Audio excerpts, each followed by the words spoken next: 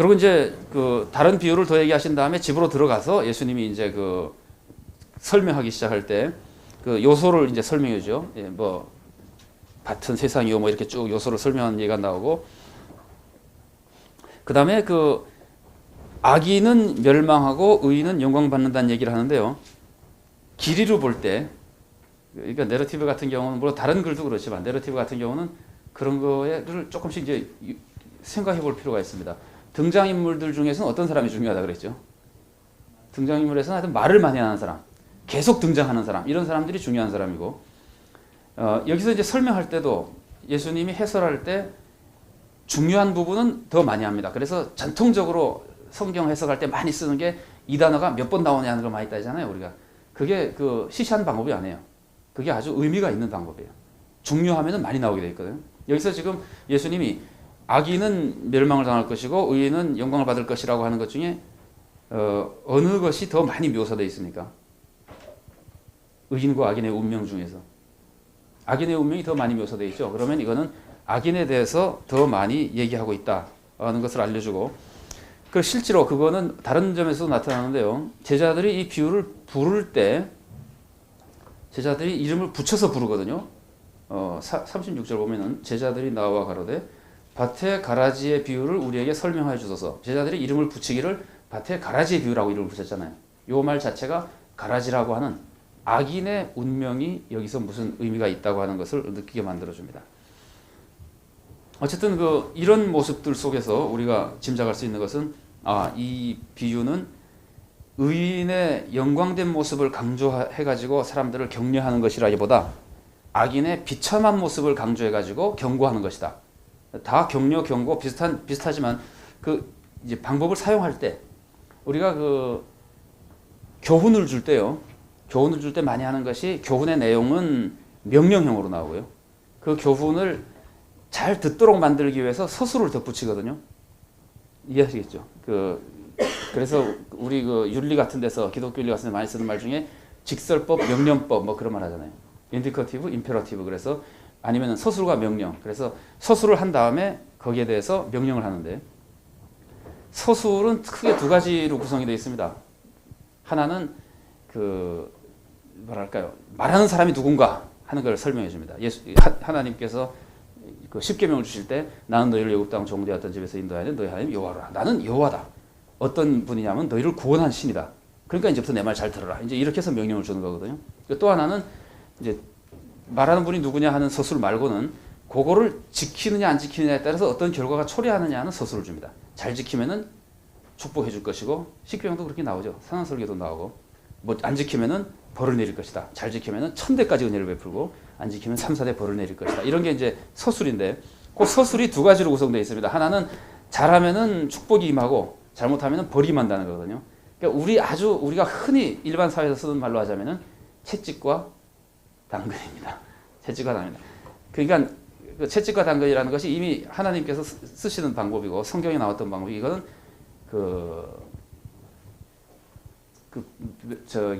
옛날에 갑자기 생각이 안 나네요. 법전으로 유명한 사람이 있죠. 아주 옛날에 18세기 함무라비 법전에도 나오고요. 그 다음에 글에도 나오고 신약 성경에도 나오고 현재도 쓰고 있고 계속 쓰는 방법입니다. 그러니까 이 틀을 우리가 사실은 교훈적인 말씀을 들을 때 생각해 볼 필요가 있습니다만, 여기서 이제 만약에 돌아가자면은 이 비유의 예를 들면 흐름을 보자면은, 예수님께서 가라지 비유를 통해서 무언가 가르쳐 주시는데, 그 가르쳐 주시는 것 중에 경고의 모습은 예수님은 채찍을 더 많이 이용하신다, 이렇게 볼 수 있습니다. 근데 거꾸로 우리가 이제 금방 살펴보겠습니다만은, 감추인 보화 비유 같으면은 채찍과 당근 중에 어느 걸 쓰는 거겠어요? 감추인 보화 비유. 보화를 탁 발견해서 그걸 사면은 얼마나 좋냐, 뭐 이런 식으로 나오거든요. 그러니까 다 팔아서라도 해라. 이 얘기는 사실은 당근을 이용하는 거라고 볼 수 있습니다. 그러니까 이 예수님이 서술 부분을, 명령이 계속 하나님 나라 쪽으로 사람들을 이제 영접하고 따라 살려고 계속해서 가르치면서 서술 부분을 이용하실 때, 예수님께서 다양하게 이용하심으로써 사람들을 점점점 거기에 이제 잘 따를 수 있도록 만들어주는 거라고 볼 수 있는데, 가라지 비유는 이 구조만 이렇게 가만히 조금 눈여겨봐도 주제가 무엇이겠는지, 어떤 방법으로 지금 나가고 있는 것인지 하는 거에 대해서 짐작할 수 있습니다. 가라지 비유의 문학 기법 중에서는요, 대조법이 많이 나옵니다. 알곡과 가라지의 대조가 쭉 나오는데 기원부터 서로 대조가 되고 그 다음에는 자라는 모습, 열매, 운명 이런 것까지 쭉 대조되게끔 대조의 모습을 보여주고 주인과 종의 모습도 대조가 되거든요. 주인과 종의 모습도 대조가 되는데 종은 모릅니다.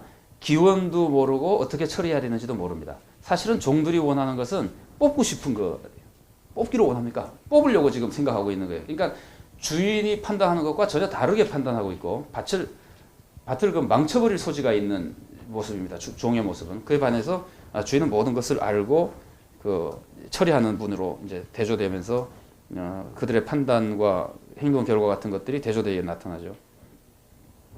이야기 등급의 테크닉은 아까 말씀드린 대로 뒤에 대화 부분을 강조하면서 두 주제가 드러나게끔 만들어주고 있고 그 다음에는 이제 경고를 강조함으로써 교훈을 해주는데 이런 거는 그 마태가 교훈하기 위해서 많이 쓰인 부분입니다. 특히 마태는 심판을 강조하면서 교훈에 많이 사용하고 있습니다. 이런 것들이 나오고 그 다음에는 그 들을 귀 있는 자는 들으라고 하는 말씀도 그 경고적인 말씀을 강조하고 있는 모습이라고 볼 수 있습니다.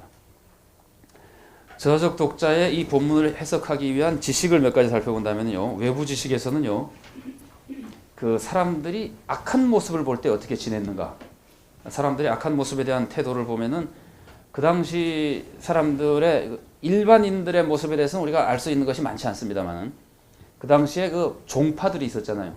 우리가 보통 알고 있는 파가 몇 개가 있습니까? 바리새파하고 사두개파하고 젤롯당하고 에세네파라고 하는 것에 대해서 알고 있죠. 그런데 이 네 파를 보면은 사두개파 사람들은 그 정치적인 데 관심이 많고 권력에 대한 관심이 많으면서 이 세상에서 악한 사람들에 대한 그 징계 문제에 대해서는 관심이 좀 적었습니다. 그러니까 세상에서 악한 사람을 징계하려는 것이 아니라 자기네 권력에 방해가 되는 사람들을 공격하는 데 오히려 관심이 많고 그 반면에 이제 사두개파는 별로 우리들에게 중요하지 않고요. 그런 점에서 영향을 또 많이 미치지 못했고 실제로 백성들의 사고에 영향을 많이 미친 사람들은 바리새파 사람들입니다.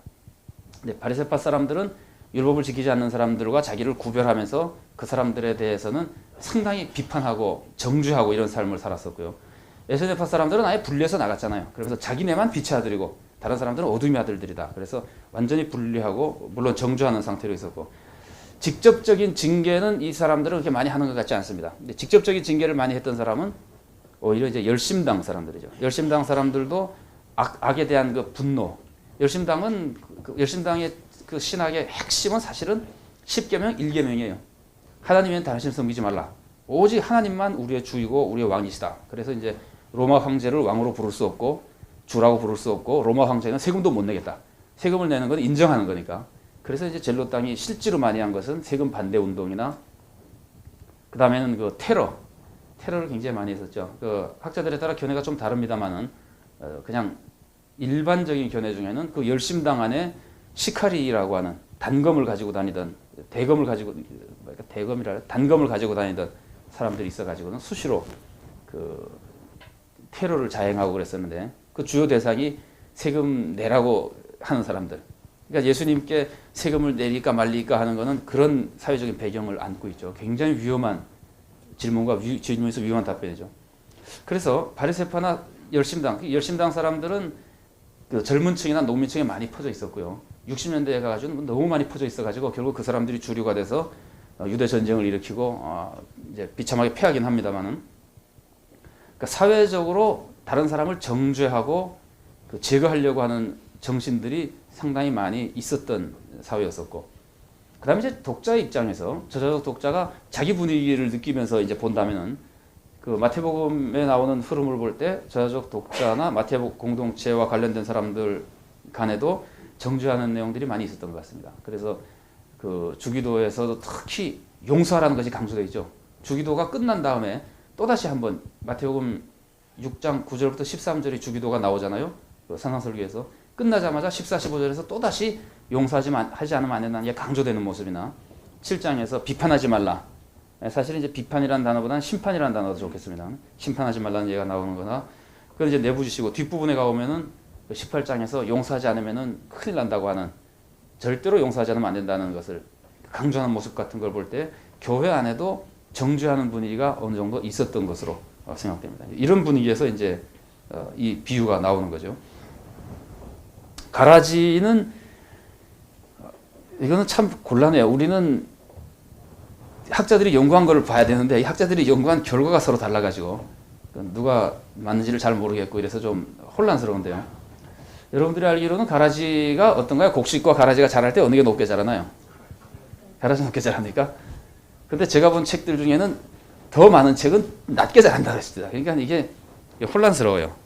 2000년 전으로 가볼 수도 없고 지금 거하고 그때 거가 똑같은지 잘 모르겠는데 높게 자란다고 하는 분들도 있어요. 높게 자란다고 하는 분들의 설명 보면 되게 이제 그런 것들을 나중에 추수할 때 뽑아내 가지고 그걸 완전히 태워버린다. 그래서 이제 묶어 가지고 연료로 쓴다. 뭐 이런 설명이 있고 이렇게 설명하는 분들도 있습니다. 이게 조금 덜 자라 가지고 곡식만 이렇게 다 쳐버리고 곡식만 이렇게 나서로 치면은 가라지는 그냥 남는다 그래요. 그러면 그거를 죽여야 되기 때문에 살리면은 내년 농사 해가 되니까 다 그냥 밭 있는 채로 불태워버린다 그러는데 이런 경우에 우리가 생각할 수 있는 중요한 것은 둘 중에 뭐냐 모르겠다 그렇게 됐을 때 쉬운 거는요. 독자는 이 예수님의 비유 안에서 설명되는 내용을 그대로 따라가게 됩니다. 만약에 처리하는 방법이 다양할 수 있잖아요. 어떤 사람은 뽑는 사람도 있고 잘라가지고 하는 사람도 있고 이게 다양한 방법이 사용됐다면은 독자는 굉장히 쉽게 이 스토리에서는 지금 이런 걸 전제로 하고 있는 것이 아주 쉽게 따라갑니다. 그러니까 외부 지식을 굳이 몰라도 여기서 설명된 것을 별로 어렵지 않게 이제 따라가게 되기 때문에 그런 정도로만 뭐 해석하면 별로 큰 문제는 없고요.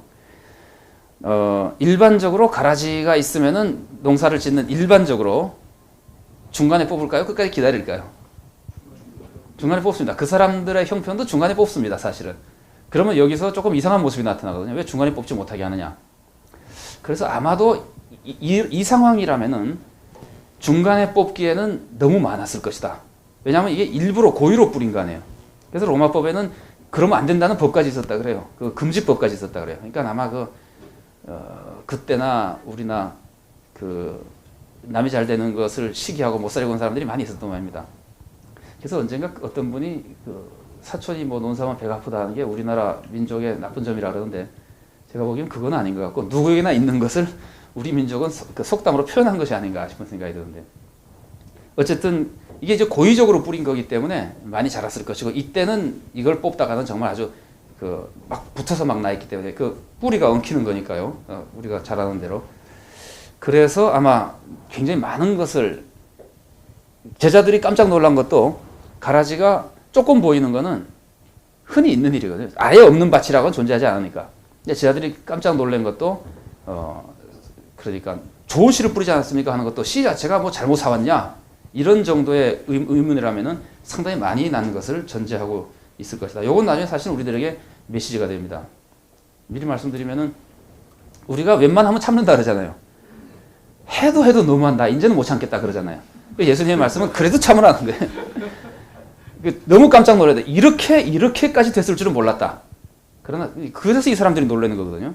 가라지병은 단순히 뭐 선한 사람 수천 명에 악인이 몇 명 있는 걸 보면서 그 사람들을 어떻게 할 거냐는 문제가 아니라 너무 많이 썩었다. 너무하다. 이럴 때 우리가 도저히 더 못 참겠다 할 때 참으라는 이미지가 굉장히 강합니다. 그런 점에서는 이게 지금 가라지가 있는 것에 놀란 것이 아니라 너무 많은 것에 놀랐다고 하는 것이 자연스러운 현상이거든요.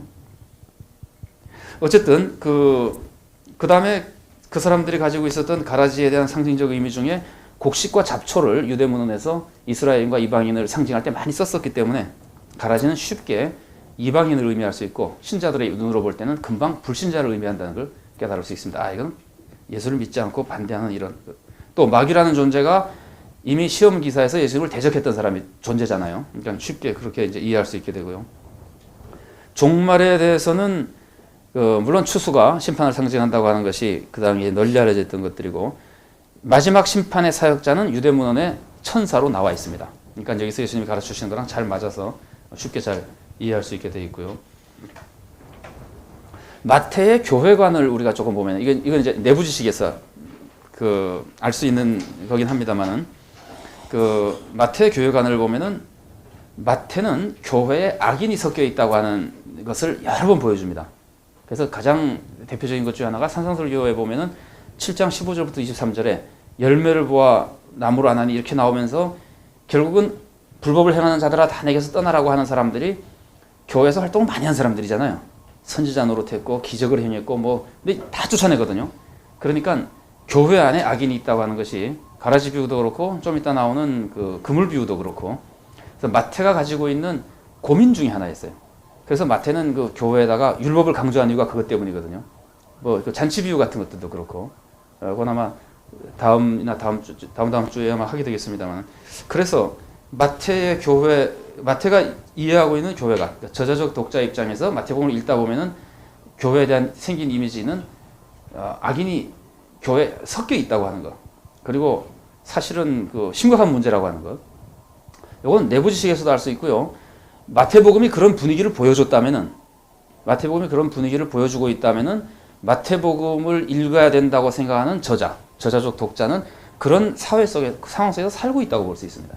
안 읽어도 교회를 늘 보면서 맑은 정신을 가지고 있는 한 교회가 이러면 안 되는데 하는 분위기에 젖어 있는 사람이라고 볼 수 있습니다. 그런 의미에서는 외부 지식이고 복음서에서 기록된 내용으로 보면은 내부 지식이고 그래서 이제 그걸 알고 가라지 비유를 읽고 있다고 볼 수 있죠. 그리고 그럼에도 불구하고 함부로 심판하는 것은 굉장히 위험한 일이다 하는 것도 내부 지식을 통해서 아까 제가 말씀드린 대로 알고 이제 가라지 비유를 보게 됩니다.